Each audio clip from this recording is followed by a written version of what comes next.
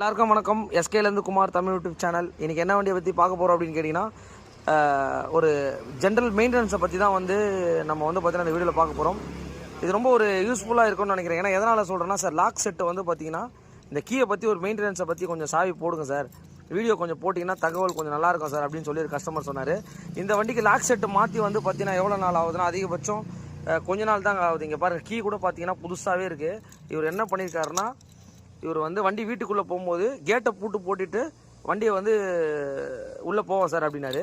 இந்த சாவி என்ன பண்ணியிருக்காரு, இதிலே பார்த்தீங்கன்னா போட்டு ஓட்டிகிட்டு இருக்காரு. இங்கே பாருங்க, இதை என்ன ஆகுதுன்னா, இந்த பள்ளம் மேட்டில் போகும்போது என்ன ஆகும்னு கேட்டிங்கன்னா, சாவிலாம் பார்த்தீங்கன்னா ரொம்ப ஹெவியான வெயிட் நம்ம கொடுக்கக்கூடாது. இந்த மாதிரி ஒரு சாதாரண லெதர் கீ செயின், அந்த மாதிரி ஒரு கீ செயின் ஏதாவது சிம்பிளாக போட்டுங்க. எந்த சாவி இருக்கக்கூடாதுங்க.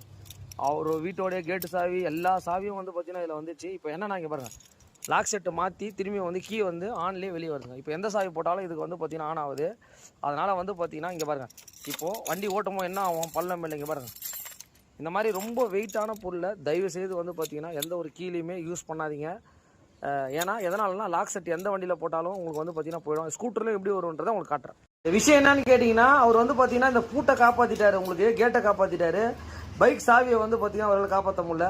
இதான் இந்த வீடியோவுடைய கதை. ஓகே, நான் சப்போஸ் இதே கீயை நிறைய பேர் பார்த்தீங்கன்னா ஒரு எக்ஸாம்பிளுக்காக இது போடுறாங்க. பாருங்க, ஸ்கூட்டரில் பார்த்தீங்கன்னா சாவி பார்த்தீங்கன்னா இந்த டைரக்ஷனில் தான் இருக்கும் உங்களுக்கு. ஏன்னா பைக்கில் பார்த்தீங்கன்னா இந்த பொசிஷனில் இருக்கும். ஓரளவுக்கு பரவாயில்லைங்க.